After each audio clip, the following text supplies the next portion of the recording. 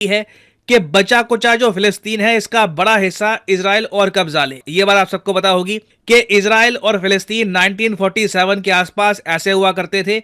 ये जो white part है ये इजराइल का था, जो ग्रीन पार्ट है ये फिलिस्तीन का था।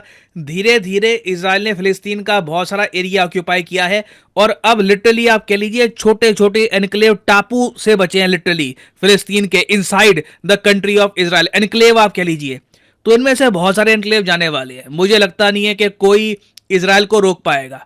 और मैंने आपको थोड़ा सा ना एक संकेत दे दिया था कि ये हो जाएगा जब मैंने कुछ हफ्ते पहले एक वीडियो बनाई थी जहां पे दिखाया था कि इजराइल के जो प्राइम मिनिस्टर है बेंजामिन नेतन्याहू, इन्होंने आईमैक के बारे में यूएन के सामने फोटो दिखाई थी और उसके बाद एक रिपोर्ट यह भी आई थी कि सऊदी अरेबिया यूएसए के साथ एक डील को लेकर मान गया है कि फिलिस्तीन के साथ जो करना है आप करो, उसके बदले में हमें बस सिक्योरिटी प्रोवाइड कर दो, ये इंश्योर करो कि हम पे कोई अटैक होगा नहीं।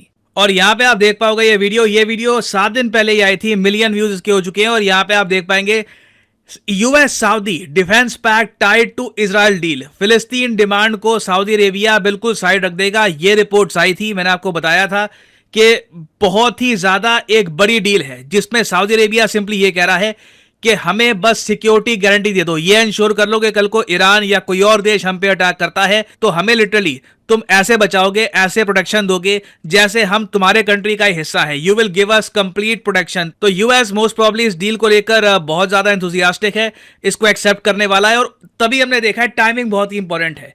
इस डील के कंप्लीशन से पहले, फाइनलाइजेशन से पहले ही हमास ने एक बड़ा अटैक कर दिया इजराइल पर। ऑलमोस्ट आप कह लो इजराइल को पुश कर दिया है वॉर की तरफ कि हम पे अटैक करो, वॉर स्टार्ट करो, हम तुमसे लड़ना चाहते हैं।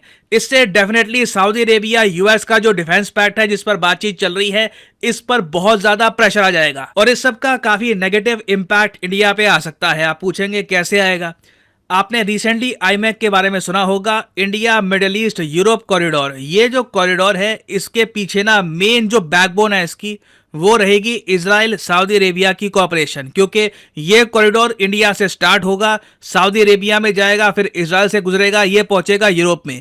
अगर सऊदी अरेबिया और इजराइल के बीच में ही रिलेशंस ठीक नहीं हुए तो ये कॉरिडोर प्रॉपरली बन भी नहीं पाएगा। तो आप समझ रहे हैं यहाँ पर इशू क्या है।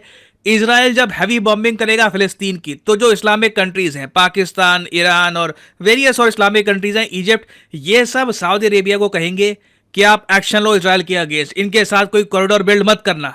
और अगर मान लो कल को सऊदी अरेबिया कुछ प्लान कर भी रहा था कि इजराइल के साथ हम रिलेशंस नॉर्मलाइज करेंगे, इजराइल को हम एक्सेप्ट करेंगे